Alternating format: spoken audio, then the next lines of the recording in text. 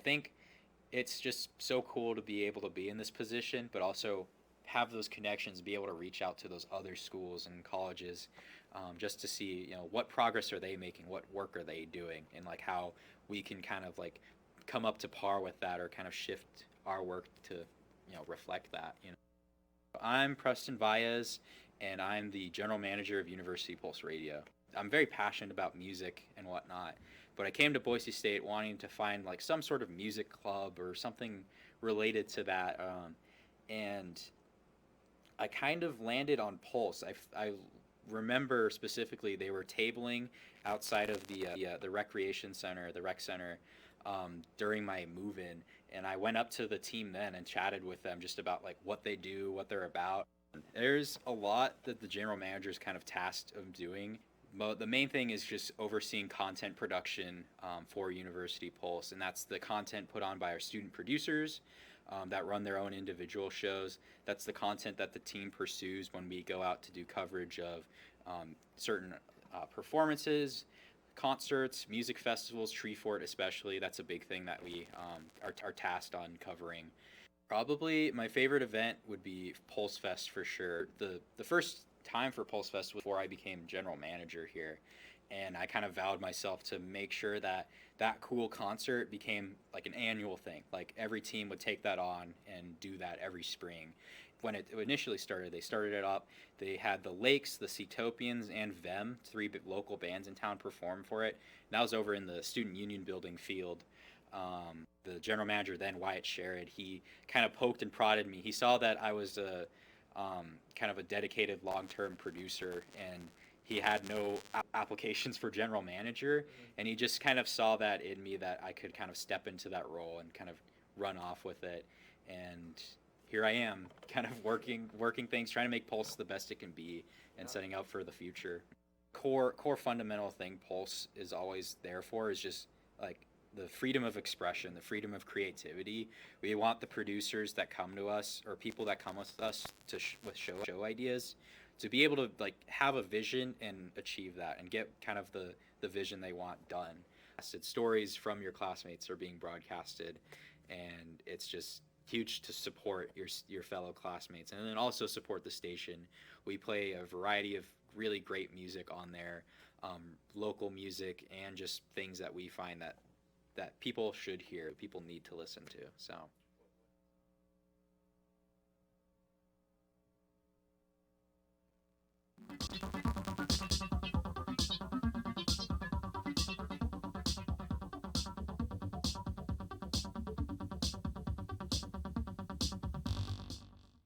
Fun fact, dolphins know where you live, and so do I. That's why they sleep with one eye open.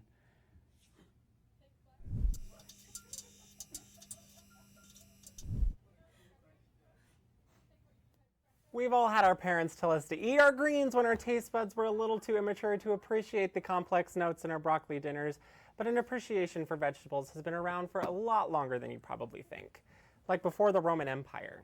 Back when Rome was just a republic, agriculturalist Cato the Elder wrote about one crop in particular he claimed could cure all manner of ailments.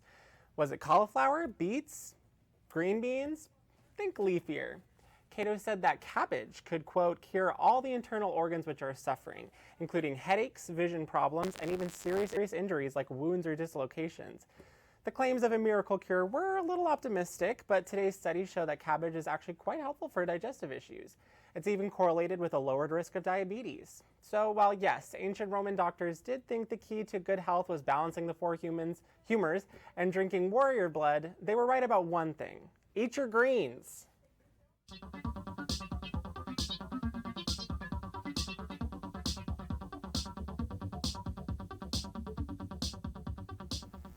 Hi, and welcome back to Love Shack.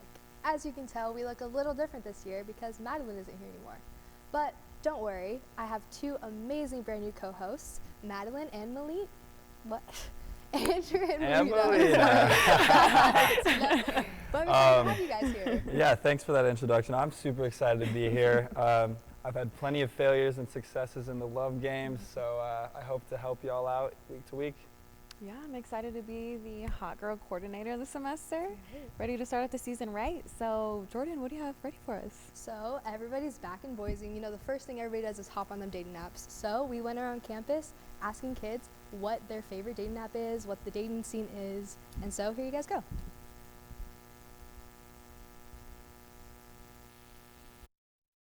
Campus, asking you guys what you prefer, if you're out on the dating scene, dating apps, you know, all that good stuff. So let's get to it. Are you guys single? Yes. Yes. Single. Yes, I am. Extremely. No, I'm engaged. Do you have a girlfriend? No, I don't have any hoes. No hoes? No. So are you on the dating apps? No. How do you get your hoes? Are you on any dating apps? Tinder. Tinder, yeah. I actually just downloaded Tinder today. I've only used Tinder. Probably Tinder. I used to be on Tinder. I have Tinder too. I've had Tinder forever. Bumble. The gay ones. The gay one. Y'all know. I'm also on Tinder, Bumble, and Hinge. I feel like the hottest guys are on Tinder. Nothing bad to say about it. It's like playing Pokemon, you know. Hey, dude, I'm with you. Swiping on that. I hear you. Yeah. I mean, I just use it for fun. It's like if I'm ever bored on the couch and I get bored of TikTok, I'll just go on Tinder because it's like a game show. Oh, I like Bumble because it's less work. Tinder's probably like a little bit better just because, I don't know, a lot more people use it. I do not suggest. But I don't feel like I would ever actually date from that. A very hard two sides to it, I would say. I'm the type to talk to you for a while and then I'll just get bored and I'll find somebody else. Oh, I found my girlfriend on Tinder, so. Which is for the creatures. Like, I really think Hinge is for the creatures. Like, my Tinder is probably my favorite. Any dating apps in Boise? No, I am not. Why? I'm married. Okay, thank you. Well, that was definitely pretty awkward having to go up to you guys out there, but I think my favorite one was the guy who just didn't have his hose. Yeah, I mean, maybe he'll get some advice from this video if he sees it, though. I think he knows his next steps. Yeah. Well, that's all the time we have for today. Tune in next time on Love Shack.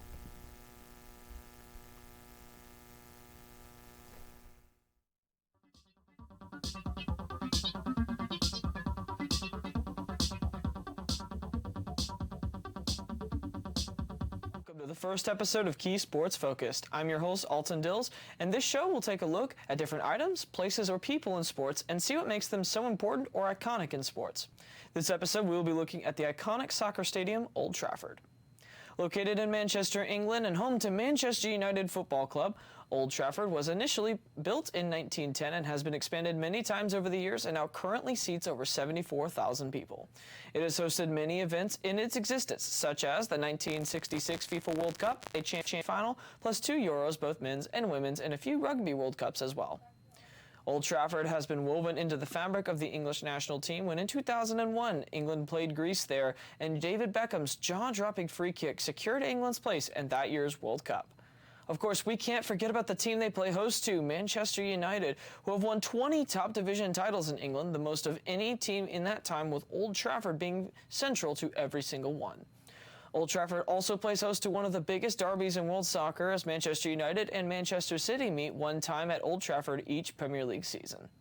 The rivalry between those two clubs is immense and one of the most emotionally charged games on the soccer calendar, and Old Trafford has become a spectacular viewing during those matches. For a stadium that was built over 110 years ago, Old Trafford has remained one of the top stadiums in England during its existence and continues to be an important stadium in the regular rotation for the English national team.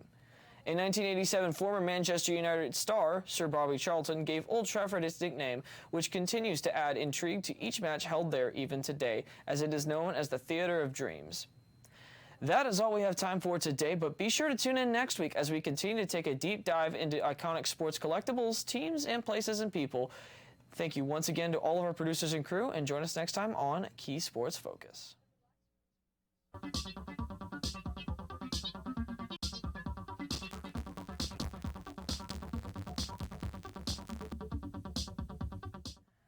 Hi, I'm Sammy Short. And I'm Grace Swanke, and here's what's going on this week in pop culture. With 10 million watching its premiere, House of Dragon by HBO, the prequel series to the cultural touchstone Game of Thrones, has decidedly been much better received than our last visit to Westeros. While GOT's 2019 finale drew massive viewership as well, it, along with the last several seasons of the show, written without the help of Game of Thrones author George R.R. Martin. The fans generally see it as one of the biggest flops in television history. 8 years of story arcs, characterizations were thrown out the window for the sake of subversion, plot holes abounded, and build-up concluded in battles too poorly lit to see, and basically no one was completely satisfied. Thankfully, House of the Dragon has a new writing team with Martin serving as executive producer. Featuring acting heavyweights like Rhys Ifans and Doctor Who alum Matt Smith, the show takes place 200 years before Game of Thrones and follows the events eventually leading to the fall of the Targaryen dynasty. Mother of Dragons, Daenerys Targaryen, was a fan favorite character, and many fans are excited to watch the history of her startlingly incestuous family tree unfold on screen. Following the premiere, House of the Dragon trended #1 on Twitter for half a day, and its second episode has been similarly well received. Clearly, the public has yet to lose their taste for platinum blonde wigs and fire-breathing dragons.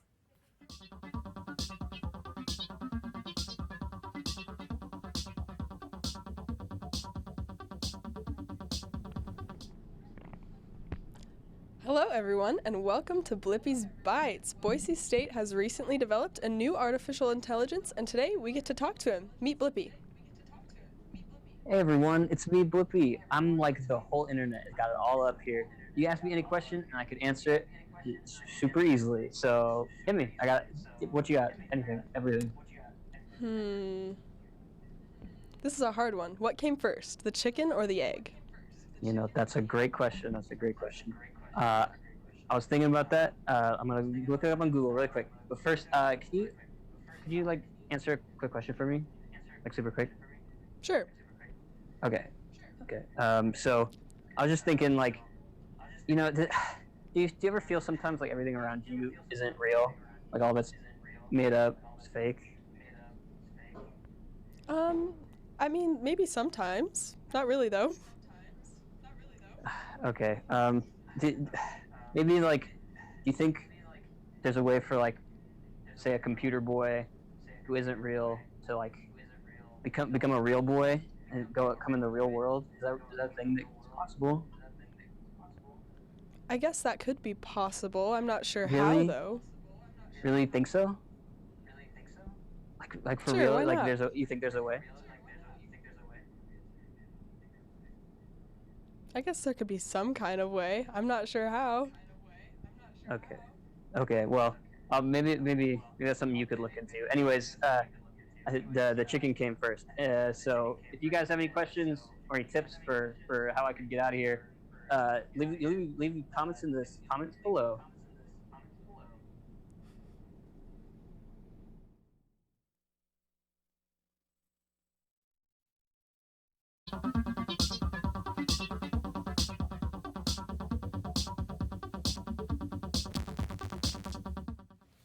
Thank you, Blippy. You know, I hate hearing about good news when it happens to other people. Call it jealousy or whatever, but apparently this 58-year-old man in Michigan just won the lottery and didn't even know.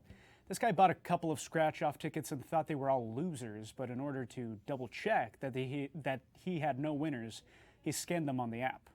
But when he won nothing, he forgot about them like most people would. Then by some dumb luck, by scanning the card, this guy entered himself into a second chance raffle and won $100,000. Then further than that, he didn't even reply to the email because he thought it was a scam. I am not happy about this situation.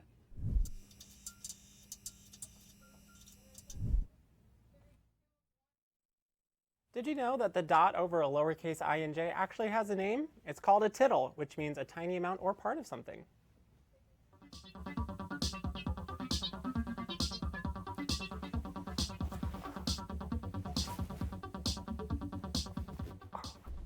Welcome to Bronco Lane, welcome to Bronco Lane. Hi everyone, my name is Cole. It's nice to meet you. I hope we can become good friends. Today I want to show you around my home, the Boise State campus. Our first stop is right here on Bronco Lane, the epic Albertson Stadium. This is where our awesome football team plays and where we have fun parties sometimes. Most importantly, the grass is blue. Have you ever seen blue grass before? The next stop on our tour is right next door. Hey, that kind of rhymed. Welcome to the Extra Mile Arena. This is where our basketball team plays and also where we have lots of rad concerts. Lots of famous people come here to perform. It's so cool. Okay, that's enough sports. Time to do some learning. To the library. Oh, this is my friend Bethany. Hey. Bethany loves the library, so I decided to invite her along. Hope you don't mind. Tell them about the library, Bethany. So there's like a lot of books in here, which is pretty cool. You could probably read forever. There's also lots of computers you can use. There's study rooms everywhere. My favorite study room is on the 4th floor because you can close the door and turn off the light so you can really focus on your studying. Well, thanks for telling us about the library, Bethany. On to our next stop. Our last stop on today's tour is my house. There are lots of places for students to live right on Boise State campus. Oh look, my roommate just got here. Hey Cole, what are you up to? Oh, I was just showing these guys around a little bit, but we are actually just about to say goodbye. Oh, I know, let's say goodbye with my favorite part of the Boise State fight song. Ready, Noah? Of course, Cole. Go, Orange, go Big Blue, fight, fight, BSU! It was great meeting you. Let's meet up again at Bronco Lane sometimes. Goodbye, friends. Bronco Lane.